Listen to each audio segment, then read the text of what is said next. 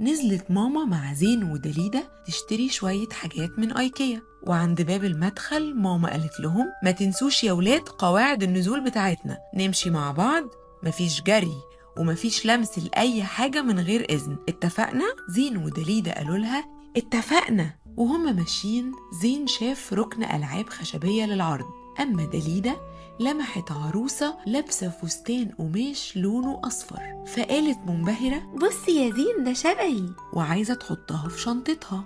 لكن زين افتكر كلام ماما وقال لها استني يا دليدة نسأل الأول. وزين حاول يقول لماما بس كانت بتتكلم مع حد.